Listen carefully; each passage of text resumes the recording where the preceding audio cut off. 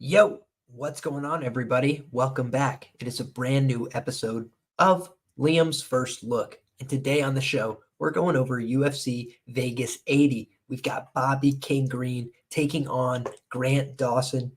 And it's honestly a fascinating lightweight matchup.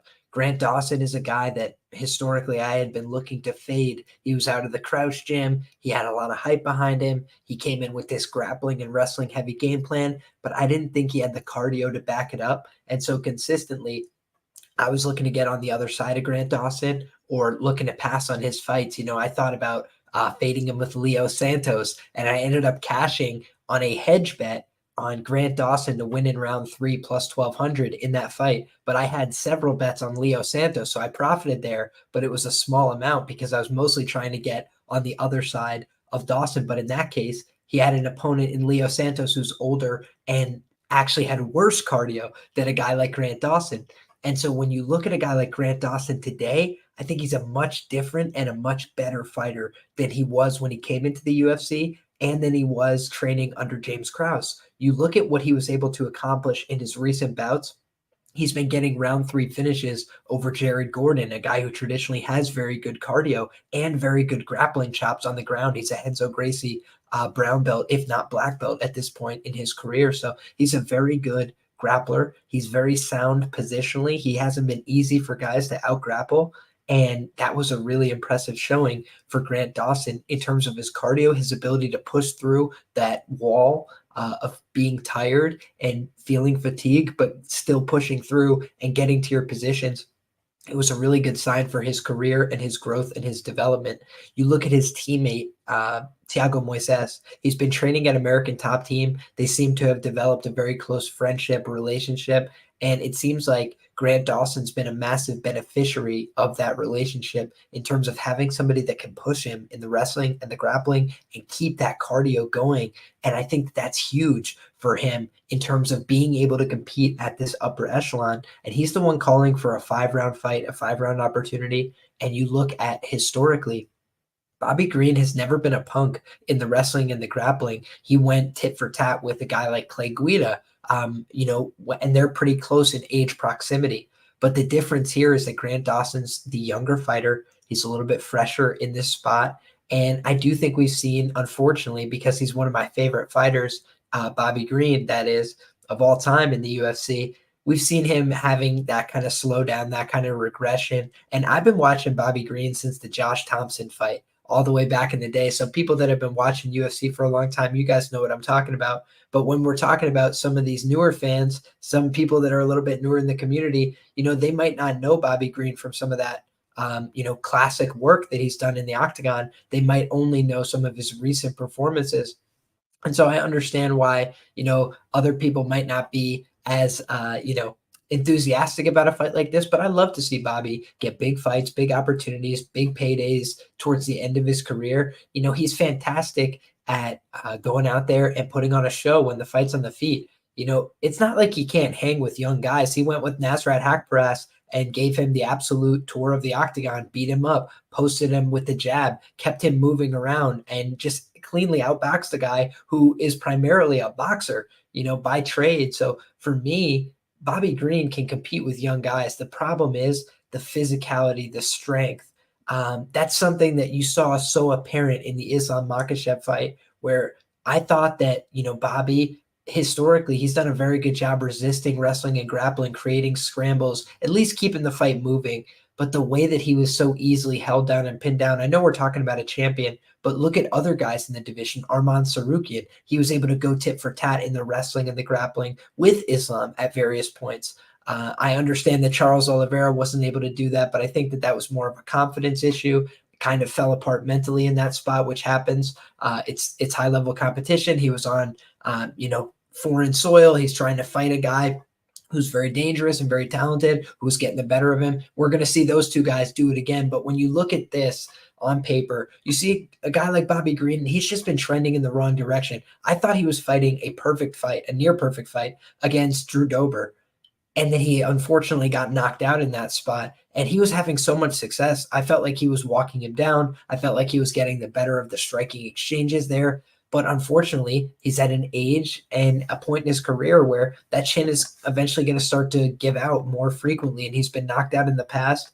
And I do think that it's always possible for it to happen again in the future. Now, when I'm looking at this on paper, 37-year-old Bobby Green taking on 29-year-old in Grant Dawson. So the much younger guy here, other anthropomorphic advantages. They're going to be at a height parity here of 5'10", but Grant Dawson's got a 1-inch reach advantage here, 72 inches, looking at a 71-inch reach for Bobby King Green. So it sounds like something, where I have to come in here just leaning towards a guy like Grant Dawson, not having looked at the lines. I haven't looked at a single line on this fight card. I haven't looked into any of these matchups. I try to keep myself pretty blind to a lot of what's going on here, no line movement, this kind of stuff. So I could just give you guys my honest first opinion, just looking at these fights before I get biased by the noise.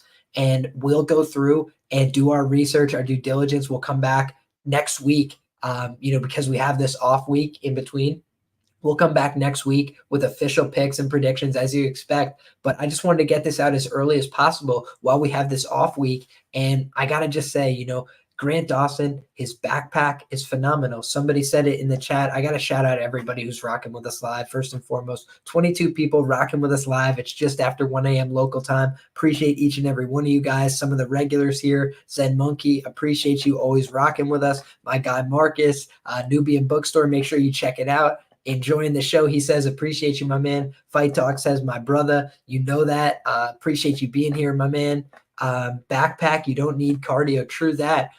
It can slow you down. It can tire you out if you don't have the conditioning in the legs, but I've seen improvements from Grant Dawson in some of those positions. It's funny. I talk about sometimes it's the bets, the best bets that you make won't always cash. And I actually pushed on one of the best bets I ever made, Ricky Glenn against this guy, Grant Dawson, when he beat his ass in round 3. So it's not like Grant Dawson is a perfect fighter, but I think right now he's a hungrier fighter. I think he's got that dog in him. I think he wants a world title. I think he's pursuing greatness. And I think that he's a really, credible challenger on the come up. And I didn't always think that, but just looking at how he's evolved and adapted his game, if you can wrestle, grapple, push the pace, and you could do it for 25 minutes, then you're a problem for anybody. I don't think he's there yet, but I think he could probably push that really hard, intense pace for probably 17, 18 minutes. And we just haven't seen a huge amount of finishing upside from a guy like Bobby Green, especially in his recent run. He was never that much of a finisher, more of a decision machine. I'm already expecting everyone to hate Grant Dawson dominating Bobby for 25, calling it boring. I wouldn't be that stunned if he finished him, Pierce. Just because we saw Bobby kind of check out in that Islam Makhachev fight. As soon as the fight's over, he picks him back up. They're walking around the octagon. I was having an argument with my roommates. He says, am I delusional for thinking Dawson runs through Gaethje and Poirier? Man, that's a big question. That's a big question right there. I think he definitely beats Poirier. I think it would be tougher for him to beat Gaethje just because Gaethje seems to want to be there more at this stage of the game. But that's a tricky one just because I feel like Dustin would give up the back. I feel like he gives up his back too easily. I feel like he's too susceptible there. He's the captain over at ATT, so I hope I'm not stirring up any trouble. But it's just one man's opinion on the internet, I suppose. And at the end of the day, we'd have to see it in the octagon. He could still get knocked the hell out. He's been chin checked before, but I just feel like overall Grant Dawson's got a horrible stylistic matchup for somebody like Poirier. And I don't think he's a great matchup for Gaethje either, but I just think Gaethje's more likely to just separate him from consciousness on the way in. Let's see. Shout out to the Dome. A lot of people from the Dome in here. The General, our guy Moyes, our guy Zach, Alex, everybody. Appreciate you guys for rocking with us. So we will keep the train rolling here, guys, but I'm seeing on Tapology as I exit the screen, big favorite odds on Grant Dawson, and frankly, that makes sense to me. I think he should win this fight a majority of the time.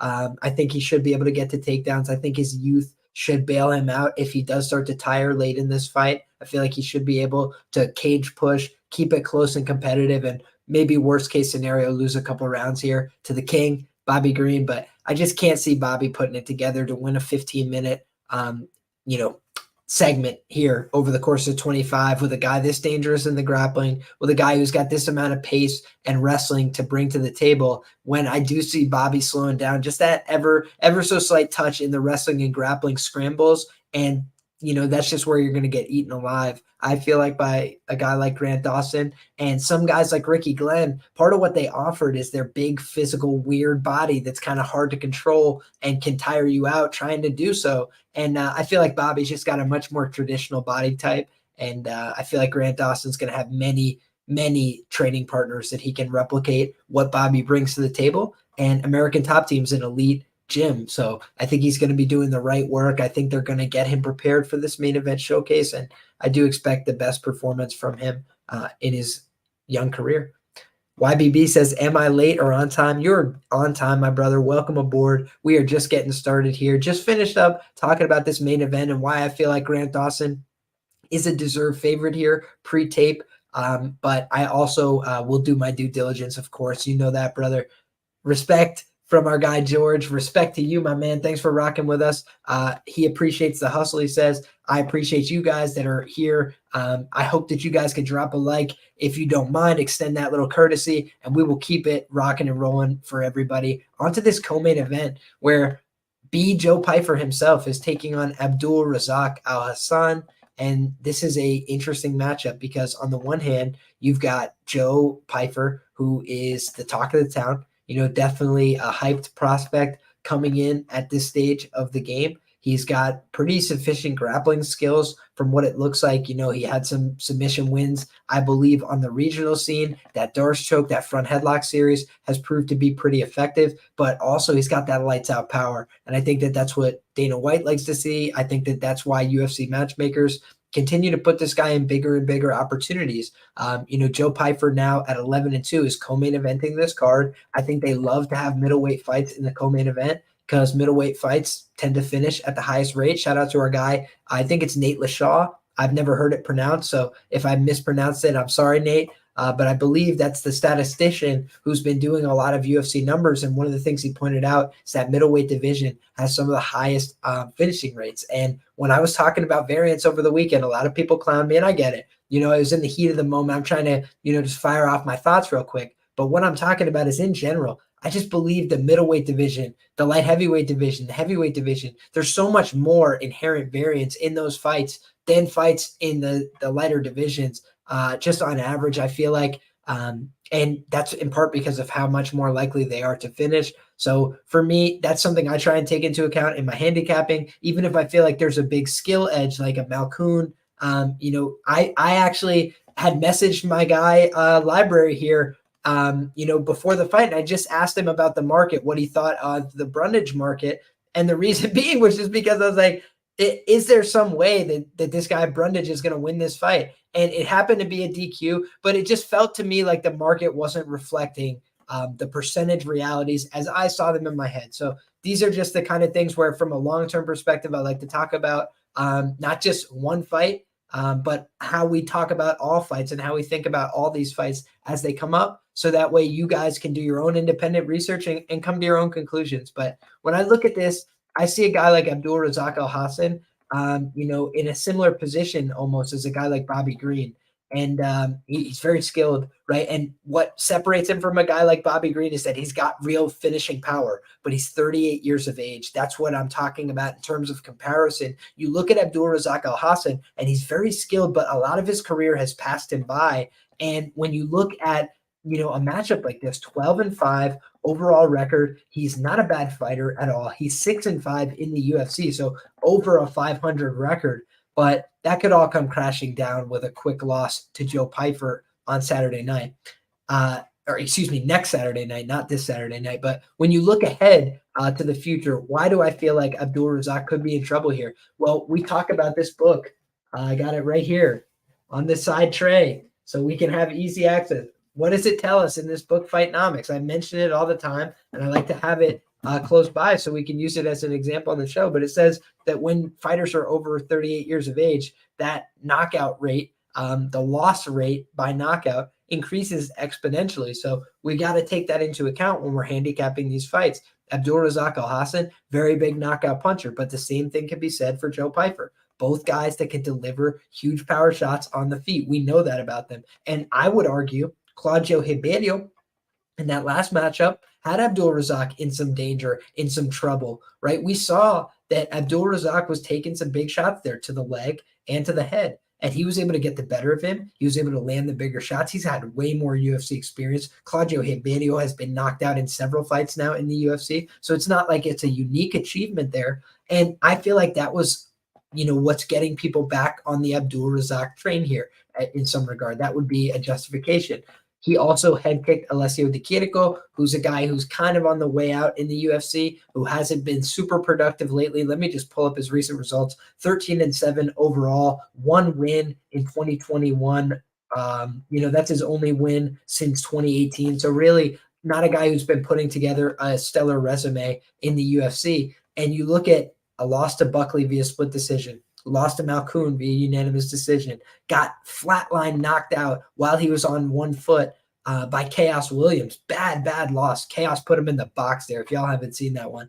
And then Munir Lazez, another one where he missed weight in both of those scheduled bouts, came in above the limit. And you guys will remember he used to fight in the 170-pound division. So now here in the middleweight division, later on in his career, seems like it's going to be Joe Pyfer being set up for success. And you look at the measurables, he is the younger fighter here by 11 years. He is the taller fighter here by 3 inches, by 4 inches. He is has a 2-inch reach advantage as well in the spot, 75 inches to 73 inches.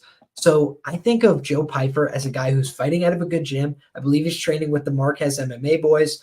Sean Brady and the crew, getting in good work with good grapplers on the mat. He's still young. He's still on the right side of 30, a guy that they can market, promote, push up the card. He's got a nice story, a nice background, something that you could promote and market. And also, he's put in a lot of work the hard way. He's dealt with injuries. He's dealt with setbacks, but he's still a guy that's persevered, that's gotten the respect of the matchmakers, his fellow fighters. I feel like Joe Pyfer is a guy that they want to see do well. And so Abdul Razak Al-Hassan, he's a guy that introduces a lot of variance. He can knock people the hell out. He's got big power. He's got good low kicks, but his wrestling's not all that good. He's not a natural middleweight. He's a natural welterweight, and he's in the later stages of his career. So he has judo, right? Judo Abdul Razak Al-Hassan. He's got that good judo background. He's got good hips, and he's got powerful, devastating striking. But his cardio is still something of a work in progress.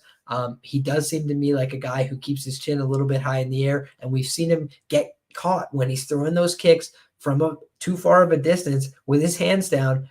He's been drilled right on the chin, put in the box by Chaos Williams. That was a quick knockout. So when I look at that on paper, I just say, what is the UFC trying to do here? I think they're trying to set up Joe Pyfer to get another big win and a big finish here.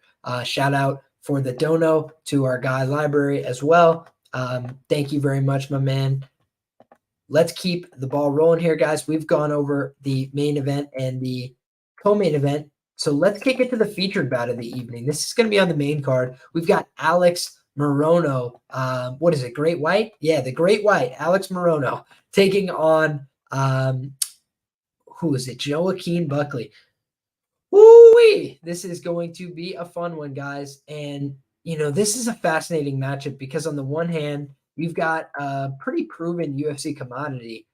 I would argue a pretty underrated UFC commodity overall in Alex Morono. He seems like a guy who should have a negative record in the UFC. He's kind of got that awkward striking style. He's kind of in and out. He looks a little bit flabby. He doesn't look like the most impressive athlete, but he's very good at fighting. He's very good at getting wins and fighting optimally, in terms of his performances. You look back, the Tim Means win.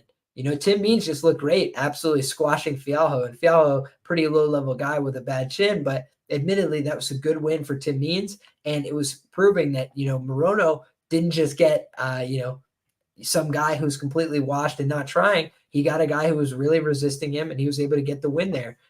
Santiago Ponzinibbio, a guy who's a little bit over the hill, a little bit past his prime, but still carries a lot of power. Alex Morono was very close to winning that fight. He had a lot of rounds, minutes secured, and he got caught with a big punch. He got finished. He got clipped, and it happens. But the win over Matthew Semmelsberger, a pretty impressive win. Just went out there and outstruck a kid who should, on paper, be the better striker, be more physical, more powerful. have a little bit of length and size to him. And Alex Morono, with his awkward striking, just was able to dance a number around him. Mickey Gall, no longer employed with the company. David Zawada, not a very high-level win. Donald Cerrone, certainly past his prime. The loss to Anthony Pettis is a red flag because Pettis has kind of been, with all due respect, past it for a little while as well, certainly past his best of his career. The win over Reese McKee, he's a guy who's now back in the UFC. So he had been cut, but now he's back to the UFC. And he's also been flatline knocked out by Chaos Williams. So Chaos Williams, he certainly got big power. He's got the ability to do that to almost anybody. But a couple of knockout losses, even in 2014, he was knocked out in the first round. So what is that? 1, 2, 3 knockout losses, 2 of those in the first round for Alex Morono. So Morono's definitely susceptible to being clipped, to being hurt, to being knocked out, but his equity in decisions has been pretty good. He's 33 years of age coming into this contest, taking on a 29-year-old Joaquin Numanza Buckley. And, he's going to have the height advantage here. He's going to be 1 inch taller, 5'11" versus 5'10". However, Buckley is going to have a 4-inch reach advantage here, 76 inches compared to just 72 inches for Morono. So I do think there is a big danger factor here for Morono. He could get knocked out in this fight. Buckley's got the power to do that. He is coming off a win over Fiallo via head kick. However, he lost his previous bout against Chris Curtis via knockout. Got finished in that fight. He lost a bout against Nasruddin Imavov via decision as well. Got the win over Duraev, but Duraev has kind of proven to not be quite what he was made out to be, and what he looked like on the Russian regional scene. So maybe he's a guy who just kind of missed his prime years in the UFC. Abdul Razak Hassan, he got the split decision win over him there. Barely was able to eke that one out, but got it done.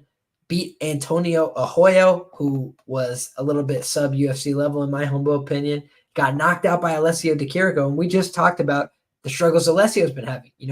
Barely qualifying for his UFC employment, knocked out Joaquin Buckley, one of his few wins in the last couple of years. Kevin Holland absolutely danced circles around this guy, knocked him out easily, and talked to him the whole time, walked him through what he was doing to him as he did it. It was a crazy win for Kevin Holland and a classic from the Kevin Holland archive. If you haven't gone back to rewatch that one's always fun. He's like telling him where to put his hands, kind of like Max Holloway if he wasn't so nice and polite. It was funny. But in any case, the Impa Kasanganay win, it'll go down in history. It's an absolutely legendary fight. I lost a ticket on Impa that night, I'll tell you what. So the hat is off to you, good sir. I got swollen head, it looks like, from jiu-jitsu a little bit. But in any case, we got, a fight where this guy's got knockout power, but he's also got a little bit of a questionable chin. In the past, he's been knocked out in the first round a number of times. And I'm not sure if 170 is actually the ideal weight class for him, because at 185, he was getting knocked out a little bit. He thinks he could take the shots better at 170 pounds, but Fialho's not really the best test case there because Fialho can't really take the shots himself. Morono can't take the best shot that you've ever seen, but he could give a decent shot and he could fight hard for 15 minutes. I feel like a lot of his recent fights have been on short notice. So I think that Alex Morono is probably going to come into this fight a little bit better prepared, unless he's on short notice here. Let me just check if there's been any cancellations or changes to this fight card, because I don't want to speak out of turn here for you folks. So let me just check. We've had a couple fights removed. And JJ Aldrich appears to be a late notice replacement for Montana De La Rosa. However, it just feels to me like when I look at this matchup on paper, Morono's a little bit more seasoned and a little bit more proven, and I think he should probably get the win. If he was a favorite, there's not a chance in hell I would bet on Morono, but I'm guessing Morono is going to be, probably a sizable dog here. I think that people are going to love the Buckley side, reach advantage, big knockout power. Morono's been knocked out before, was knocked out by an older guy in Ponzinibbio. So for me, I don't feel great about this pick, but probably tentatively, I'll lean towards the Alex Morono side here. I was just never super sold on Buckley. I've kind of gone back and forth on him. I feel like when he's the big underdog, you're almost obligated to bet him at this point. I think he's produced in that role, but I'm also going to do my due diligence in terms of past performance. One thing I check every single week on the UFC, previous performance in odds range, and I feel like Buckley is a good underdog and a terrible favorite. That's my memory, and I feel like he's going to be heavily favored here. I feel like Morono has probably overperformed expectations generally in the UFC. Just looking at his body type, again, he's the archetype of an underdog. So for me, probably leaning towards an Alex Morono side. Looking at the next matchup, we've got Drew Dober taking on Ricky Glenn. Man, this is like the like all the guys that have ever fought in this 170, 185 archetype. They all kind of fought each other, that same milieu. Same thing here at 155 pounds. You know, these guys have fought the Bobby Greens and the Grant Dawsons and whatever, you know, at various points in their career. You look at a Drew Dober, and he's fought everybody, you know, 26-12, ton of professional fights. And this, for me, feels like a get-right matchup for Drew Dober. That's what it feels like to me, because I look at Ricky Glenn on paper, and I like Ricky Glenn. You know, I just disclosed that one of the best bets I ever made was Ricky Glenn plus 400 against Grant Dawson. You know, he gave him a real test there. At the end of the fight, he told him, I whooped your ass, you know, and he did. In round 3, he let him know what time it was. Ricky Glenn was landing some big shots there, but it was mostly a function of, you know, Grant Dawson kind of gassing out. Christos Giagos is a guy that I've never really been high on in the UFC. You know, I picked against him in his last fight. I picked against him probably in every fight. And I picked against him with Ricky Glenn. You know, I thought Ricky Glenn had a really favorable matchup against a guy like that. I was like, man, Ricky Glenn should go out here and just beat this guy everywhere. You know, I think he should be better on the mat, and I think he should be better on the feet. And his chin, you know, just failed him in that spot. He got knocked out brutally. He has been submitted in the past by Lance Palmer, who's a very high-level wrestler from Ohio State. So shout out, go Bucks. But when you look at, you know, his other results, he's been very difficult to finish historically. He's had a good chin. And so it's a little bit concerning to me. He's an older lightweight. You know, he's coming off a knockout loss. Both these guys are 34 years of age, you know, so it's not like either one of them's a spring chicken. The guy with more fights is Drew Dober, and both of them are coming off of KO losses. But I think that it's categorically different to lose to a guy like Matt Frivola by knockout than it is to lose to a guy like Christos Giagos by knockout. That's me personally. I think that that's fair play by Fubo. Good point that both of them are coming off those knockout losses. But, you know, Ricky Glenn is a little bit taller here, but otherwise these guys are at reach parity. They're at virtual age parity, a couple months older on the Drew Dober side. And Drew Dober is a massive favorite here. So that does feel a little bit wide to me just looking at these Tapology odds, because I do think that his chin is starting to get a little bit tested. I thought that Rafael Alves landed some clean shots. I thought that Bobby Green was easily winning that fight until he got knocked out. You know, and he did get brutally knocked out there. Terrence McKinney almost had Drew Dober out of there as well. So there was a bunch of fights in this recent run that could have went against him. That being said, the Brad Riddell fight was a very close fight. Could have went his way. I think he hurt Brad Riddell in that fight as well. So Drew Dober is a guy that is, you know, capable of knocking out virtually any lightweight, but he doesn't really love being taken down. You know, he could be a little bit susceptible on the mat at times. But he's a fan favorite. I think he's a lot more of a recognizable name. If I just had to guess, he's going to be a way bigger social media A-side in this spot. And when I'm looking at, you know, this kind of fight, I'm looking at a guy in Drew Dober who's been fighting Bobby Green, Alves, McKinney, Riddell, Makhachev, Hernandez, Haqparast, Beneil Dariush. These are absolute hammers on hammers on hammers. And when I look at Ricky Glenn, he's fighting a different quality of opposition, in my view. Christos Giagos, Grant Dawson, that was a good fight and a good result for him. Even the draw, that's a good result for him. Joaquin Silva, a guy who's, you know, probably fringe top 25. Kevin Aguilar, a guy who I don't believe is with the promotion anymore, but he's certainly not very high level. And I think Ricky Glenn missed weight for that fight. He did by 3.5 pounds. Dennis Bermudez, that's a good win, but it was a good win at the wrong time. You know, I feel like that was probably at the tail end of Dennis Bermudez's run when he had started to accumulate some losses.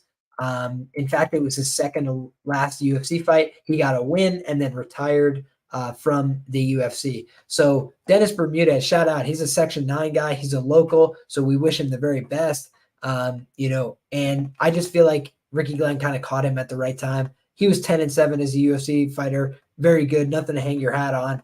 But it was also right at the end of his run. So you look at Miles Jury, a guy that, again, I don't know that he had many fights after that in the promotion. He had 2 more fights in the promotion. He lost both of them, and then he went on to Bellator, Miles Jury. So, yeah, Miles Jury, not a bad fighter at all, but he is a guy that, again, went on to lose his next 2 UFC fights and get cut. Gavin Tucker got the win there.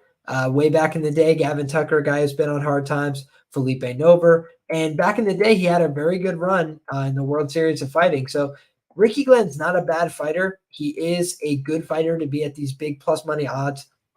But I just think that the guy who's got the bigger punch in this fight is a guy like Drew Dober. I feel like Drew Dober is just a bigger hitter, and I feel like he's a little bit more dangerous on the feet. So for me, the tape study here is going to be about, can Ricky Glenn, create real problems for Drew Dober with the grappling and the wrestling, because that's where Drew starts to make bad decisions in my view. So that's what I'm interested to see. Terry Mizzo says, what's good, Liam? Good evening, brother, and a good evening to you. Cheers to you. Appreciate everybody who's rocking with us. Sip of the coffee. And it's right back to the action, guys. Thank you all for rocking with me. I appreciate your presence. And I hope that you guys could drop a like on this video if you're enjoying the content so far. We're going to move to the next fight on the main card. We got Felipe Lynch, and he is taking on Iwan Cutelaba, the Hulk. He's back in the octagon. One of the hardest guys to predict in the business. Last time out, I believe I cashed a 1-unit play on Felipe Lynch plus 140. That was a winner. Felipe Lynch went out there against Maxime Grishin, got the unanimous decision, fought how I wanted and how I expected, went out there, pursued some takedowns, landed some good shots on the feet. He's shown to be a much better fighter, so far, in my opinion, in this light heavyweight division than heavyweight division. He was undersized. He was showing up a little bit soft, a little bit flabby. I think he got back on the Brazilian supplements. I think he's been doing exactly what he needs to succeed. And I'm joking, of course, when I say Brazilian supplements. He's training an American Top Team, according to our friends at Topology. I haven't done my social media stock. I haven't checked everything here, but I haven't checked the odds either. JJ says, why the hell is Leans the underdog here? I am a little bit surprised to hear that Leans is the underdog here. Again, I tell you guys the truth. I don't come to these breakdowns with odds in mind. I come to these breakdowns just ready to fire off the cuff. And I feel like Felipe Lins is at worst probably a pick'em in this fight. I think that he could go out there and probably defend these takedowns from Iwan Cutelaba. I think Iwan Cutelaba is wild, reckless. I think his striking is a work in progress at best. I think that his striking is a little bit vulnerable and susceptible. He's got some uppercuts, some power, but his cardio has always been questionable. And ABCs, they always been on cardio. I don't think Felipe Lynch is like a marathon runner. I don't know that he's got the best cardio in the world, but I just think that he could fight a sustained, paced 15 minutes, knowing what he needs to do. And I wouldn't be surprised if he's the superior wrestler and grappler here. We've seen guys that aren't, tremendous jiu-jitsu practitioners per se, like a Ryan Spann, that just have good physical attributes, submit a guy like Iwan Cutelaba. And so for me, I do feel like Iwan Cutelaba, he's had vulnerabilities on the stand-up. He's had vulnerabilities on the mat. He's had vulnerabilities with the cardio. He's had vulnerabilities with the decision-making. I feel like he is not a guy that I want to be backing at chalk more often than not. So for me, I'm definitely leaning towards the Felipe Lynch side, just off gut rip. When you look at his last fight, he went out there and beat somebody who was very well seasoned. He went out there and knocked out Oben St. Preux, finished him easily. He went out there and decision Marcin Prachnio, and I know that was a little bit concerning, but it took Vitor Petrino to the third round to get Marcin Prachnio out of there. So everybody's acting like it's some easy deal. He got knocked out by Tanner Boser in the heavyweight division. And again, I feel like he wasn't really showing up for that fight, for the Arlovsky fight. He had a bunch of cancellations in between. But when he got to the octagon and when he showed up looking like he was on all the sauce, he's been doing a good job. Cutelaba has, he's been at Extreme Couture for some time now. I don't know exactly how long. I don't want to speak out of turn, but I know it's not been one camp. It's definitely been multiple camps. And I feel like he's never gotten any better. And I don't think that's any indictment to the coaches. I feel like you look at a guy like Iwan Cutelaba out there in the cage, and he looks like an insane person. He just looks like a guy who's not, listening, not very coachable. He's out there doing antics and going wild and yelling and screaming and causing a scene and, all this stuff. And Philipe Lin's a lot more low key. But I think it's time to stop Brazilian hate in this fight. Shout out to my guy, Jimmy the Drunk, says, I'll give Linz a 70% chance to win. I don't have any formal handicap at this point, but I think that Philipe Linz is probably the side if he's plus money. That's my gut level feeling here. So, yeah, he's going to have a 3-inch reach advantage. He is 10 years older here, 9 years older or so. But I think at 38 years of age, Philipe Linz definitely could get knocked out. But I actually feel like he's just going to have a chance to easily, control a guy like Iwan Cutelaba, who gets wild and reckless and has been submitted a number of times in the UFC. Let's just look at his UFC resume, guys. 6-8-1 for Iwan Hulk Cutelaba in the UFC. 3 losses by knockout, 4 losses by submission, 1 loss by decision. He went to a split draw with Dustin Jacoby as well, where Dustin Jacoby, after getting virtually knocked out in the first round, came back to beat him, soundly the rest of the fight. He got knocked out absolutely brutally by Ankalaev twice, and probably changed his chin a little bit for the worse forever. He got easily bested by Jared Cannonier back in the day when Cannonier was an undersized 205er. I just don't rate this guy, Iwan Cutelaba, very high. So for me, it is he's also a guy who's been disqualified regionally. He had a no contest regionally. This guy just has total Fugazi vibes to me, and beating Tanner Boser is a good win. And obviously it's a win over a common opponent, but I think that Tanner Boser cutting down to 205 that first time, I just didn't think it was a good look, and he did much better the second time out at 205. So all credit where it's due to a guy like Tanner Boser who made those physical changes, and I think the second time out, his chin had adjusted a lot better. But it's hard to change weight classes when you're that age and make a real sacrifice, a lifestyle change. So I feel like that's a credit to him. Next up, we've got a fight to round out the main card, guys. Make sure we got 36 people rocking with us live. I hope 36 likes at least are on this video, because we're going to keep it rolling here to the main card, where we've got Bill Senor Perfecto Algeo taking on his opponent on Saturday, which will be Alexander, the Great Ape, the new nickname, the Great Ape, going on here. 14-6 for Alexander Hernandez, taking on 17-7 Bill Algeo. This is a fun featherweight scrap. You got the 4-3 UFC fighter in Bill Algeo taking on the more experienced, Alexander Hernandez. 6-5 inside the octagon. Liam, where were you in the Westies gang in Hell's Kitchen? I was not, my brother. Appreciate you asking. Don't know what that is, and I'm not from Hell's Kitchen, so that was not me. But I wish anybody well from the great state of New York. So God bless, peace, love, and chicken grease. But back to this fight. Last fight out, Alexander Hernandez got the win over our guy Jim Miller. That was at 155 pounds. Now he's back to 145 pounds here. I'm not sure what exactly explains that. He had a fight with Billy Q where he lost via second round TKO. At 145 pounds. I always talk to you guys about the fact that I mistake Billy Q and Bill Algeo in my mind for the same guy for whatever reason, just because I've watched so many fights and I talk about him all the time. So I use them interchangeably at times when I'm talking, because they're kind of that long archetype at featherweight, those longer, taller, awkward guys. And Bill Algeo, I believe, is from Philadelphia. I'm pulling this up right here. I'm actually on Alexander's page, so let me just check on Tapology. Yeah, fighting out of King of Prussia, which is basically Philly, Pennsylvania. He's got his own MMA gym. He's 34 years of age in this spot.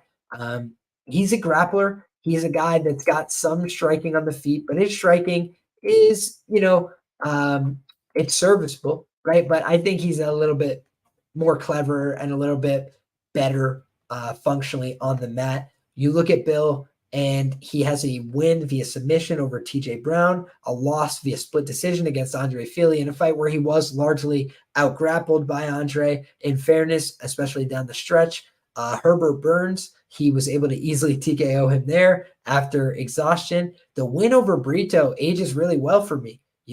I feel like that was very good. In terms of Joe Anderson, Brito, guys, he's a guy I rate. He's a guy I think is dangerous. He could take people's heads off. I cashed in a few times on Joe Anderson Brito, including against Andre Fili at that plus 200 number.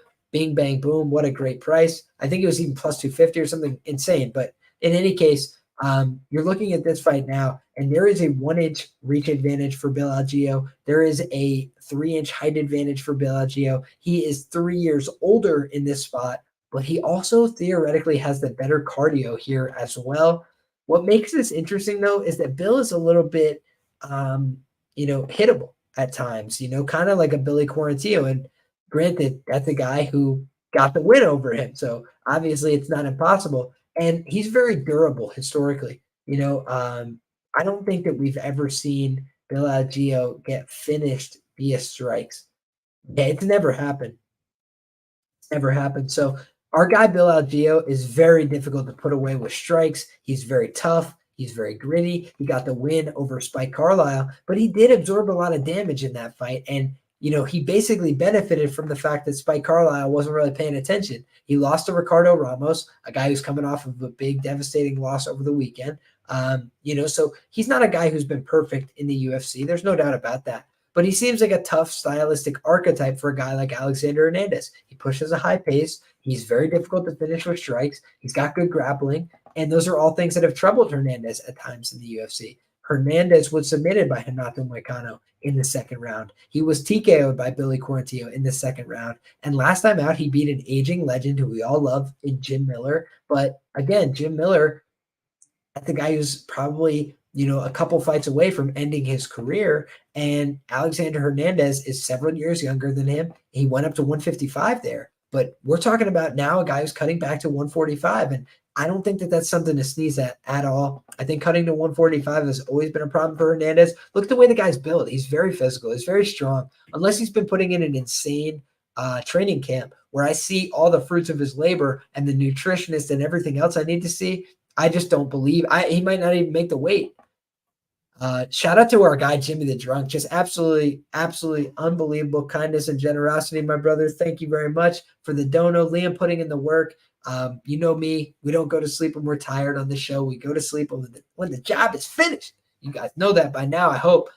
And we went to jiu-jitsu. We put in that work. I'm a little bit tired from that, but I came back. I brewed some coffee, so ready to rumble with each and every one of you guys as we break down these preliminary portion of the evening. Take another swig of the old coffee, but we'll close out our final thoughts here and just look at Alexander Hernandez's wins in the UFC, guys. Jim Miller, great guy that we all love, but not the win that you'd want to see to back him against somebody who's an age contemporary. Lost to Billy Q, lost to Renato Moicano, beat Mike Breeden, a guy who has not looked UFC level at all in his UFC appearances, with all due respect to the man. Thiago Moises, he lost to him in a striking-based fight, cleanly. I bet Thiago Moises plus 199. You know that. But I thought Thiago Moises was going to outgrapple this man and break him down the stretch. And instead, he cleanly, easily outboxed him. So I felt like that was a good win for Thiago Moises, a clean win. He beat Chris Grutzmacher, a guy who looks, ancient, who I believe that was also a fight at 155. Yeah, all his recent wins are at 155, guys. He lost to Drew Dober via knockout, got brutalized in that fight. Francisco Trinaldo, nobody thought he won that fight when it happened. I feel like people, kind of knew on the night of, whoa, that was a robbery. Trinaldo, older Brazilian guy, not a great English speaker, not somebody who could protest very well. So they robbed him blind. It was a close fight, but it was a Trinaldo fight, close but clear. And Trinaldo won that fight. They robbed him. Donald Cerrone knocked this guy the hell out, put him away. So he's not a bad fighter. No doubt about that. He's a good fighter. He's fought a pretty tough level of competition in the UFC. I think that's fair. But I also think you got to just say At 145, this guy just hasn't ever seemed like he's got the cardio to go, like he's got the pace and the durability. And those are all things that are being brought to the table by his opponent. So for me, it's Bill Algeo. Makes sense that he's a favorite here. And he could get chinned here. It could happen. Everybody gets knocked out in MMA eventually if they stick around. But at 34 years of age, I feel like he's still, the better, more primed featherweight. And this guy hasn't been submitted since Shane Burgos way back in the regional scene, when Shane Burgos was a really dynamic threat with his offensive jiu-jitsu. So I feel like, we've seen no reason to doubt Bill Algeo that I can think of in this spot. I feel like this is a fight that he should win. But I also want to give Alex his respect. He's got big power. He can knock anybody out. Knocked out Grutzmacher and Breeden in the first round, beat Olivier Aubin-Mercier, a very good fighter who's been having a ton of success in the PFL. So I don't want to give him any short shrift, but I also think that, without that meme-ish win over Beneil, without that win over OAM, he'd have a very, very average UFC career at best. And I think that Bill Algeo, he's been a little bit more exemplary, despite losing a couple fights along the way. Split decision to Andre Fili. I think you can understand that. Very seasoned UFC guy in Andre Fili, guy who's been around that top 10, top 15 for a very long time, been fighting relevant guys for a very long time. TJ Brown, he's a guy you should put away. He put him away. Herbert Burns, a guy you should put away. He put him away. Joe Anderson Brito, a guy that he was, an underdog against, he got the win. So for me, he's overperformed expectations. He lost to another really proficient grappler in Ricardo Ramos, but I think he's got the grappling, probably to keep this very competitive. So unless I see something different on tape, I'm going to go with Bill Algeo here to get the win. I think the fans really resonate with the guy as well. And despite being a little bit older here, I just feel like he's been more consistent in his UFC run and more consistent in applying his MMA craft overall. And I think that, sometimes Alexander Hernandez has lost sight of the ball. I think he's even said he's contemplated retirement. And I don't think that Bill is thinking like that. He has his own MMA gym. I think that he's pretty serious. This is interesting, though. Andy, a.k.a. Short Round, says, I think Algeo broke his arm against Fili in the third round. That's a really good point by you. I will definitely investigate any injuries because I like to know that my fighter's healthy and ready to fight. So I'll definitely investigate that, and I appreciate you. I always say it's not just me. I have the sharpest chat in the game that's always bringing up points that I haven't even thought of. So appreciate you guys. That is huge. Thank you guys for pointing that out. And Fubu says the Battle of Bells has never happened yet. Would love to see that one in the future. Two fun fighters, two guys that bring the scrap. And I'd have to be pulling for Billy Q, Billy the Squid, New York's own, baby. He's from Buffalo, but still, we got to represent for them New York boys. And would love to see our guy Billy Q get the shot. That would be fun stuff, man. The Battle of the Bells, we'll call it. My guy. Who said that? Fubu. My guy Fubu. The Battle of the Bills. I want to see it too. Next up, folks, we've got the prelims to break down. So I'm going to move a little bit quicker through these. I wanted to make sure we didn't give any short shrift to any of those fights on the main card. But what we'll also do is at the end of the show, if you guys have any questions, any comments, any concerns, you guys can go ahead and fire those off. And I'll make sure that I try and get to some questions before we wrap up and get out of here. So thank you to everybody for being here live, for participating, and let's keep the ball rolling. Karolina Kowalkiewicz, KK, is taking on Diana Belbita, and this is an interesting one. Both girls have a 15-7 record here, but 10 years the junior is Diana Belbita. And one long-term angle I've always talked about on this show is I like to look for younger fighters with more experience. And she doesn't have more experience, but she got the same amount of professional experience, Diana Belbita. Here's the things that I don't like about Diana Belbita. I don't think she's all that physical. I don't know that she's one of the most intimidating women. I think that kind of her public persona, as well as, a little bit of the way that her physicality is manifested, she doesn't tend to scare women off with her power, with her punching, with her leverage. The Gloria De Paula fight was a little bit concerning. The Jojua fight wasn't great. The Molly McCann fight, not ideal. She hasn't had that many fights over the course of her UFC run either.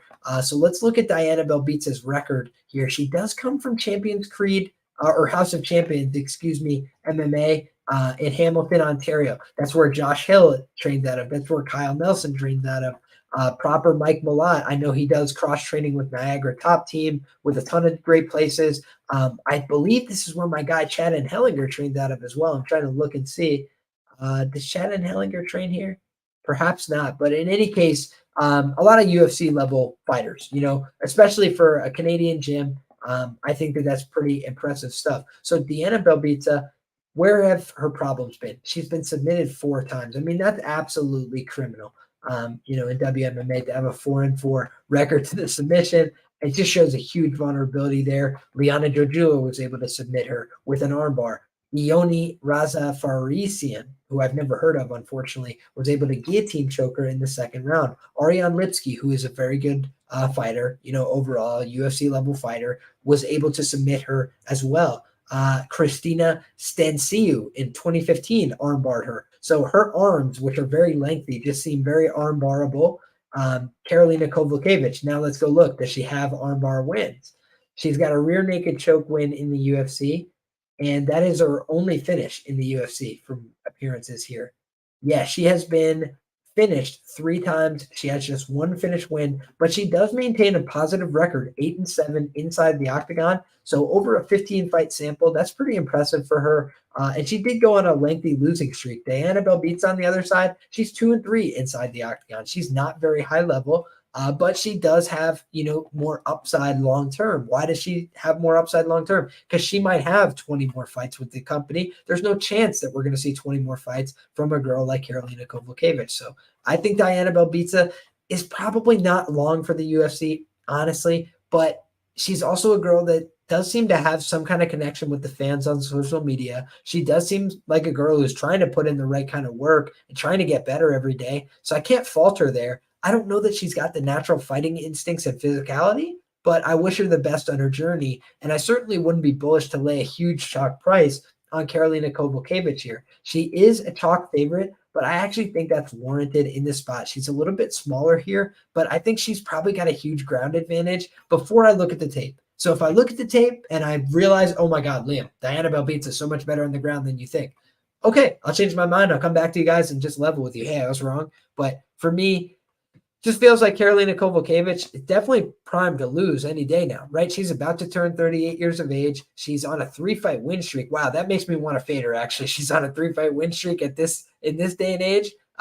So I do think that this is a fight where the money line dynamic, it's probably dogger past pricing, but it's also one where it's probably past pricing unless it goes over 2-1. I feel like that's probably the tipping point for me here.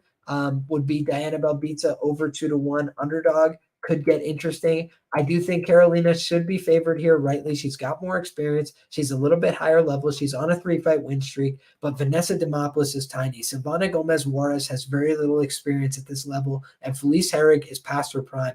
Jessica Panay is also past her prime. She submitted her in the first round. Yan Xiaonan is a contender in the division. So fair enough. Alexa Grasso, contender in the division, fair enough. Michelle Waterson-Gomez lost that fight. That might be one of Michelle Waterson-Gomez's most recent wins, and that was all the way back in 2019. So that's a real concern. Jessica Andrade knocked her out in the first round. So you look overall, there's a lot of reason to say minus 190 and Karolina Kowalkiewicz just don't go together well. I do think she should be favored here, but I think it's probably a little bit too much.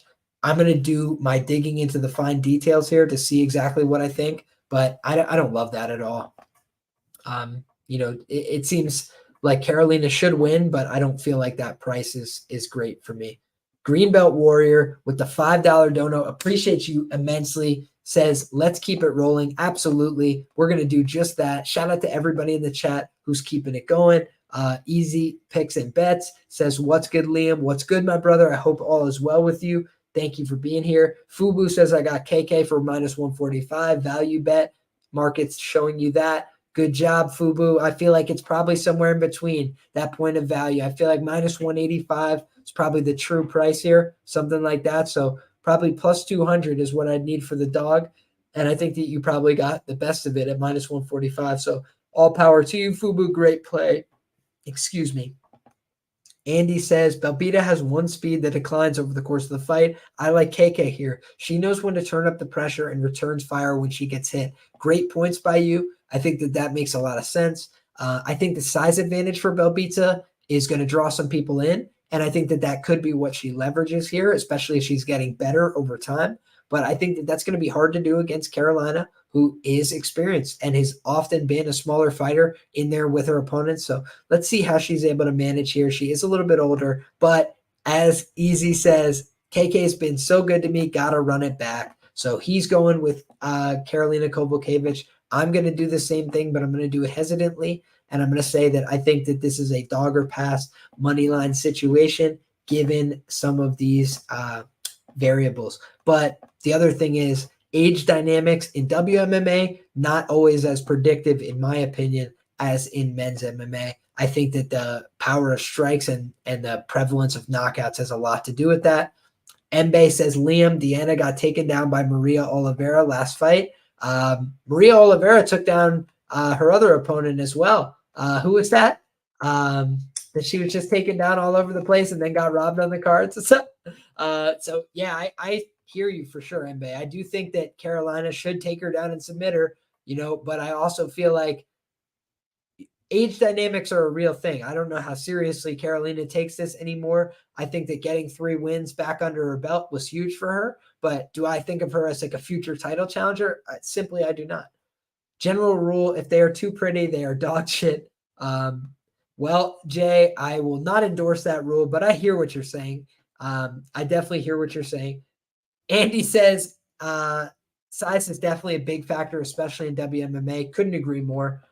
That's something where I do like to see face-offs, how people look in terms of how they size up with one another. But I think that just training out of, I believe, American Top Team, I know that it says Shark Top Team on Tapology, but I'm bringing up her social media. It says American Top Team. She's pictured at American Top Team. I think that she's putting in good work with high-level professionals. So I think that that's something important. Karolina went ATT with Joanna after her loss streak. Yeah, absolutely. I thought the same thing, and I think she's looked a lot better since then. So shout out to American Top Team for reviving her career. And I do think American Top Team is the better gym in this matchup as well. So definitely understand why Karolina's favored, but for me, until I do my due diligence, I won't feel confident laying the minus 190 type of price.